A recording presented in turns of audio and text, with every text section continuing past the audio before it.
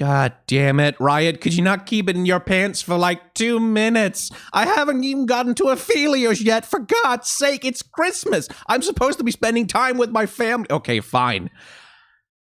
Hello, fighters and fanatics, my name is TV Sky, and say hello to Sett the Boss, the latest champion to be unveiled for League of Legends. These assholes are trying to kill me, I swear to God. To be unveiled for League of Legends. Now, he dropped rather unceremoniously just a couple of minutes ago, and I'm doing this video a little bit in a rush, the same way it happened with Aphelios, who happened so suddenly and out of nowhere that I thought he might have been a leak. No, this is just what Riot is doing. Now, I don't know, like, did they have, like, a schedule at the start of the year? It's like, oh yeah, we're gonna release, like, Senna, we're gonna release Aphelios, we're gonna release Sett, and I was like, oh yeah, sure, we'll get to it, and then all of a sudden was the end of the year, and they're like, holy shit, we haven't gotten to any of it. Oh, release everything at once. I don't know. Whatever the case.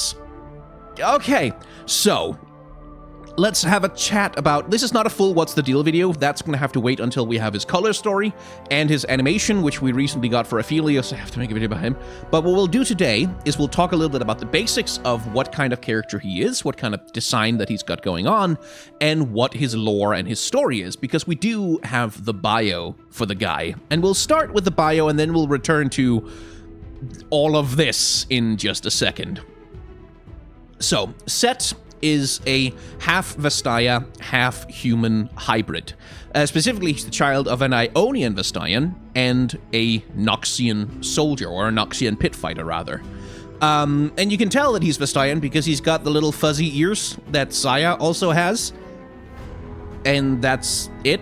I don't think that's fur, what he's got on his shoulders. Maybe it's fur that he's got there or something, but he's very much, like, there's a lot more human than Vastaya going on in there, and Vastaya already are pretty freaking humanoid rather than being animalistic, so, yeah.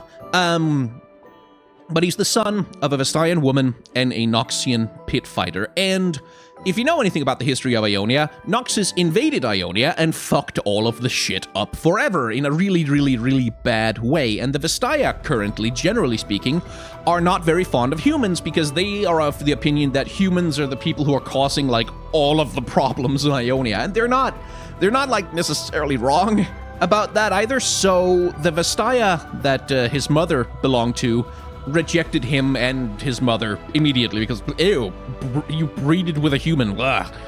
Don't want any of that.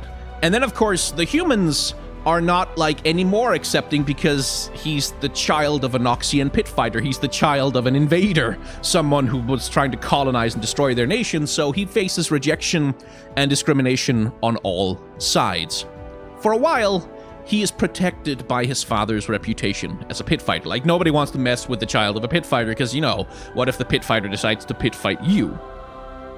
But then one day, Sett's father just disappears. Without a word, without anyone knowing anything about where he went, he disappears, and Sett and his mother become the full targets of all of the bigotries on all sides that are leveled at them, which eventually, as these things tend to do, forces Sett to fight for himself, which is where his Vastayan power comes in some amount of handy.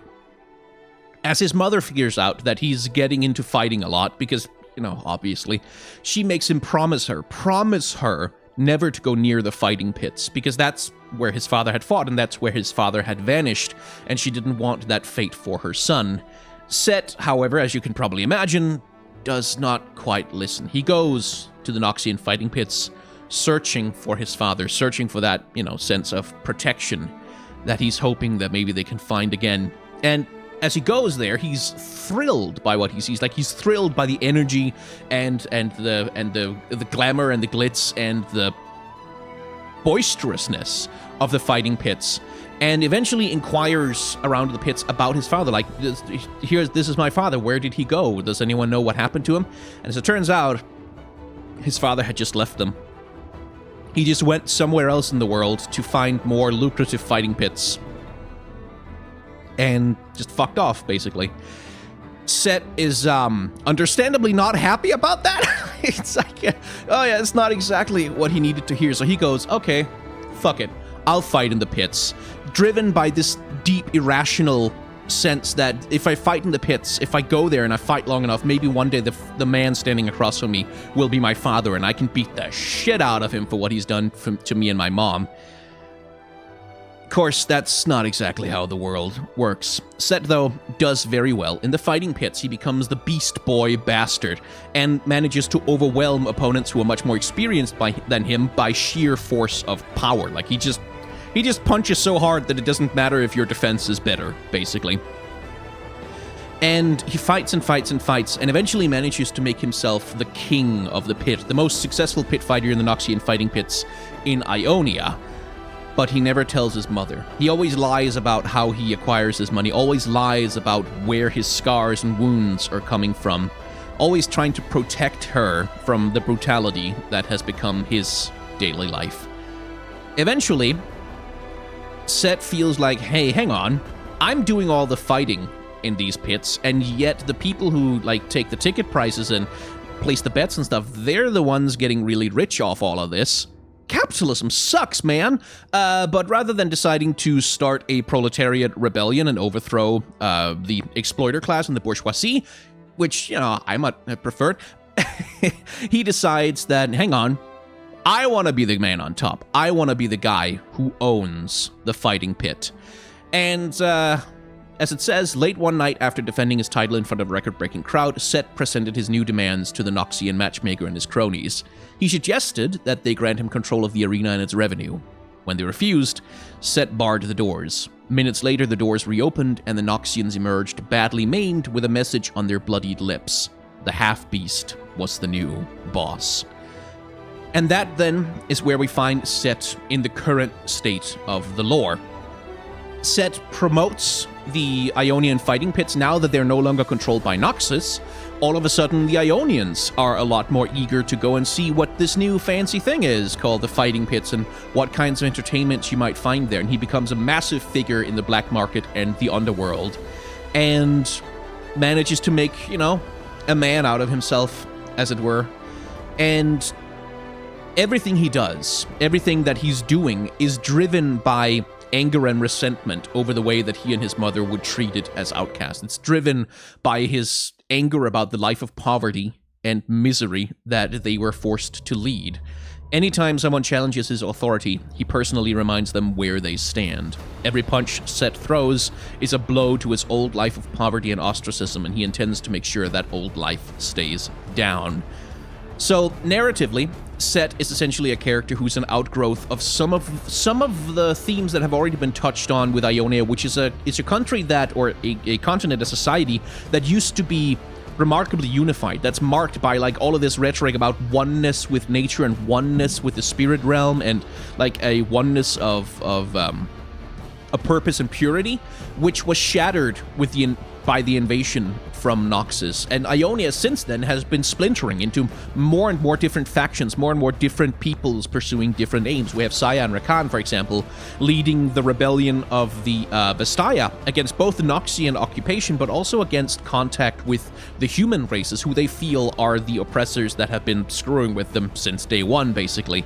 We have the Kinku Order, which used to be a very unified ninja order of people keeping the balance between the human world and the spirit world, which has now shattered into the Kinku Order and Sett's Order of Shadows, and then the Navori Brotherhood, of course, also being a power player there, who are like the leaders of armed resistance in Ionia against the Noxian invader, whereas the traditionalist powers in Ionia, led by people like Karma, prefer to take a more pacifist approach. Like, there's all these divisions and mergings of different ideals happening in Ionia. It's a region in constant and serious social change, and Sett himself here seems to be a bit of an embodiment of that. He's the result of like all of his resentment, his miserable life is the result of divisions that were opened up by the Noxian invasion, and who he has become ultimately is someone who is a fusion between the Noxian ideals of like strength and power and making it on your own, and that like individualism of if you're strong enough then you can stand on top, while also being physically a Vestaya, like, which is the most Ionian thing you can possibly be. So he's this fusion of these two cultures, but not necessarily in a happy way. Like, he has a life that's marked entirely by violence and struggle. and where he makes a living by having other people participate in violence and struggle. So there's all these tensions of Ionia are embodied very much within him, and I think he works really well as a counterpart to a champion like Karma or Irelia, who are much more like Irelia, who's much more specifically oriented towards like the political and military liberation of Ionia. Like, she's the one who argues for getting the hell rid of the Noxians, pushing them out.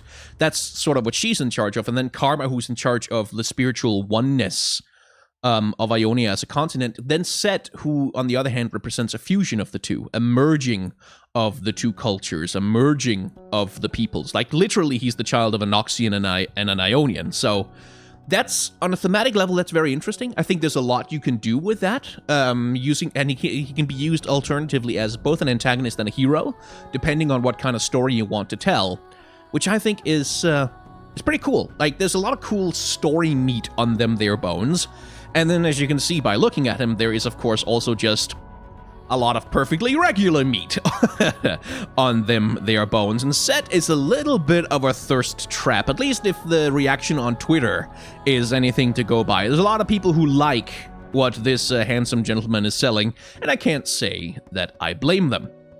Something we've discussed before, specifically when it comes to characters like Pantheon, maybe a little bit with Rakan, I can't actually remember if I talked about it back then, is that League of Legends is a game that has plenty of eye candy for the straight dudes. I can attest to that. Lots of nice titty, lots of nice ass, like lots of beautiful, gorgeous, hourglass figured ladies all over the place, which is lovely. What it has lacked for quite a long time is a sort of equivalent amount of pandering to the female/gay male gaze, which is something that they've sort of slowly been rectifying a little bit. If the game of League of Legends is very much we want to pander to people's base nature, then characters like Sett, like Pantheon, to a certain extent like Rakan, seem to be Riot trying to correct a little bit in the other direction and appealing to a different set of priorities and interests. And I'm generally in favor of that because, as I've discussed many times before on my channel, I'm bothered that there are so many goddamn titty babes in League of Legends because it's kind of boring when there's nothing but that. But like, I'm not so bothered if this guy is supposed to be a very fucky character who appeals to, like, the female gaze or the gay male gaze, because that's something that the game doesn't have an overload of. At least not yet. Like, maybe 2 years from now, it's just gonna be a long parade of fuckboys, and then I'll be able to complain about that, which is gonna be a lovely change. So that's nice. So, taking a look at his character design generally, we can see some of the themes of his story being expressed here. Look how much gold he likes to cover himself with, like these sharp golden shoes, gold accents on his pants, gold belt, gold skull, wolf things, clasping his cloak. Is that a cloak or is that his fur? Who knows? Like gold knuckle dusters, gold, gold, gold, gold. He's surrounded by gold all over the place because, of course, much of his life has been defined by poverty, and much of his adulthood, much of his character is defined by an abject terror of returning to that kind of life and fighting very, very, very hard to make sure that he never has to go back to living that particular way. So, of course, he adorns himself in gold. It's also a sign of his defiance in that he was ostracized by every part of Ionian society for a very long time and told that he couldn't be anyone or be anything. And so now he's flexing. He's saying, well, no, fuck you. I'm sitting on all the money and you're at my feet getting crushed. So screw you, guy. I am the king now. I am the boss. So there is that aspect of it's showing off, but it's showing off that has like an emotional rationale for the character, which I quite like. There's also a fire theme going on with this guy. You can see it, like the smoldering flames kind of at the tips of his fur, which is what makes me think that this is probably fur and not like a coat. Which I'm not really sure how that works, but presumably his powers will be flame-themed. Like his punches will set people on fire or whatever, which is what I'm getting from him, which again matches very well with the idea of this hot-blooded character, like this character who's like full of passion and rage and anger. Fire is a good element for those particular things. So that works very well. I am interested in the hairstyle, because it's like so much of him is this like hard-ass pit fighter character type, and then the hairstyle is a little bit more K-pop, which I think is quite curious. It does provide an interesting contrast because, again, he's Noxian and Ionian, And it's a little bit funny that the hair and ears are like fully Vestaya, sort of smooth anime Ionian, and then all the rest of him is just like Noxian, yeah, I'm a hard ass, blah. Like, so this is interesting. I do wish he was more visibly Vestayan. Like, I do wish he had more visible signs of being not quite human, rather than just the ears and this, like, this collar thing here. If it looked more specifically like his fur or something like that. I'd like that better if he was a little bit more of a werewolf man, perhaps. Because right now he's kind of too human to really embody the idea of being a half human, half Vestaya kind of thing. I mean, Vestaya are already mostly human. Like, they're not really very animal-like at all outside of characters like Rengar. I'm a little bit back and forth on that one. But I do like him. Like, I do like the story concept that's being teased for this guy. I do like the idea of trying to mix Noxus and Ionia. Like, he's got this Noxian posturing, too. Like, Ionians don't posture like this. Like, they don't do the bragging thing of, like, adorning themselves in gold and sitting on a throne being, yeah, I'm the boss. That's a very Noxian attitude to take. So I love the mixing. I love the idea of, like, what does the mixing of Ionian and Noxian culture look like among the poor, among the impoverished? Like, not among the noble fighters like Irelia leading a rebel army, or the high religious leaders like Karma sitting in their ivory towers or whatever, but on the ground level, among the people, in the black markets and in the slums. What does that mixing of cultures look like? And the answer is, well, looks like this, and it looks pretty good. So yeah, I'm really interested to see this guy's animations, because it's been a good long while since we had a champion who was like humanoid and whose only real attack is to like punch and kick people. Like Lee Sin is the only one who really comes to Udyr, Lee Sin. Who else just punches and kicks people? So that's an animation space I feel like hasn't been explored very fully with League of Legends yet. So I'm interested to see what his animations look like. And I'm curious, like, a lot of people are predicting that that's Sett here, and the other boy champions that have been coming out, characters like Rakan in Pantheon, that Riot are setting up for doing their own K-pop band, like boy band, which is plausible. It sounds very plausible. I'm curious to see if that's actually what they're going for here, and that's why they've been adding more man candy to the game, is because they kind of want to exploit that particular demographic. It would make sense. But yeah, I think that's about all I have to say about Sett on like a cursory inspection, and we'll have a what's the deal with Sett video once he's released to the PvE and I have access to his color story and his animations, and also once I've finished with Aphelios, and assuming that they don't release anything else in the goddamn meantime. God damn it, Riot. Anyway, if you've enjoyed this video, please feel free to hit the like, comment, and subscribe buttons down below. And if you want to support the channel more directly than that, then Patreon is available for that purpose. And also I have a couple of tip jars down below and a merchandise store, if that has any interest for you. Yeah, as I say at the end of my videos, for online content creators, especially during the Christmas season and like January, February, those tend to be really lean times for us. Those tend to be times where viewer numbers get low, where ad rates get really low, so like it tends to be a financially tight time on top of Christmas being expensive already. So if you have a content creator whose work you enjoy, especially smaller content creators, consider donating to them whatever you can. Like, if you have an extra $1 that you don't need, send it their way. Because that $1 can literally be the same as thousands of views on a video. It makes a huge difference, even though it feels like not very much. So whether it's me or someone else, please consider supporting content creators, especially around Christmas time, because those are the tough times for my particular profession. Anyway, if you haven't enjoyed this video, well, there's a dislike button down below, and you should feel free to hit it, and hit it, and hit it, and hit it. Come on, give him another punch. Hit him harder, hit him harder. You've got it, kid. You've got it, kid. You're the champion of this fight. You have won this battle in the pits of YouTube. I don't know. I was trying to make some kind of battle pit joke out of it, but I kind of ran out of steam, and I didn't know where to go with it. So, thank you very much for watching.